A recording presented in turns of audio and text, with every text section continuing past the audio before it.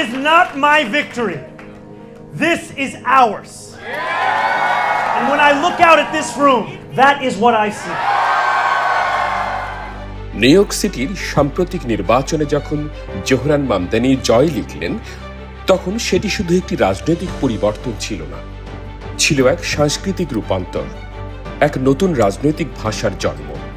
আর সেই রূপান্তরের নেপথ্যে ছিলেন একজন বাংলাদেশি বংশোদ্ভূত নারী, নীরব, দৃঢ়, অথচ বিস্ময়কর নেতৃত্বে উজ্জ্বল জারা রহিম।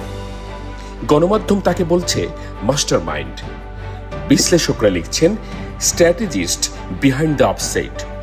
আন্তর্জাতিক প্রতিবেদন বলছে without Zara Rahim the campaign wouldn't feel this human, this emotional, this powerful. জোহরানের প্রচারণা যখন মাঠ ছাড়িয়ে মানুষের হৃদয়ে, তার স্থপতি, তার গল্পকার, তার কৌশল শিল্পী ছিলেন জারা। বাংলাদেশি মা বাবার ঘরে জন্ম, শৈশবের মূল্যবোধ আর আমেরিকায় বড় হয়ে ওঠার অভিজ্ঞতা, দুটোকে মিলিয়ে তিনি তৈরি করেছেন এক নতুন ধরনের নেতৃত্ব। তার যাত্রাপথ অসাধারণ। 2012 সালে ওবামার পুনর্নির্বাচনী ক্যাম্পেইন, হোয়াইট হাউসের ডিজিটাল স্ট্র্যাটেজি টিম, বিশ্বখ্যাত ব্র্যান্ড গ্লোবাল মিডিয়ার কর্মপরিধি, যেখানে তিনি ডিজিটাল যোগাযোগকে বানিয়েছেন শুধু প্রচারের নয়, মানুষের হৃদয়ে পৌঁছানোর এক মানবিক হাতিয়ার। বিশ্ব গণমাধ্যম বিশ্লেষণ করে বলেছে, জারার কৌশলটি দাঁড়িয়েছিল 3টি স্তরের উপর। প্রথমত, ডিজিটাল মিডিয়ার তীক্ষ্ণ ব্যবহার, ইনস্টাগ্রাম, টিকটক, রিল, ছোট গল্প, রাজনীতির ভাষা হয়ে উঠেছিল মানুষের জীবনের গল্প। Hello my friends, I have to come clean. I have something to hide.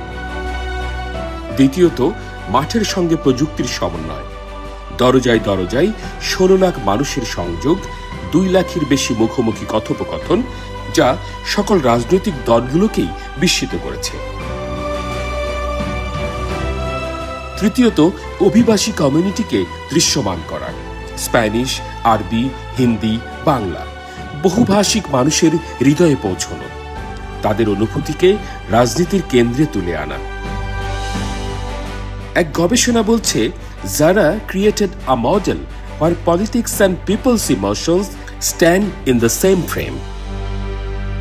এই মানবিকতা, এই গল্প, এই আবেগ জোহরানের প্রচারণাকে দিয়েছে নতুন চরিত্র, দিয়েছে জনগণের নিজস্ব গল্পের শক্তি। আর এখন নিউ ইয়র্ক সিটির নতুন মেয়র জোহরান মামদানি তার প্রশাসনিক দলে যুক্ত করেছেন জারা রহিমকে এক গুরুত্বপূর্ণ দায়িত্বে।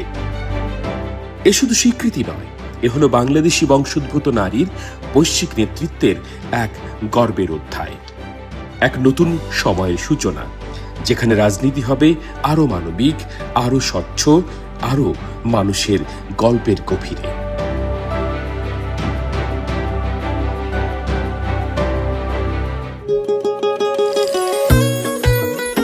আদিত্য শাহিন, ক্রিটিক।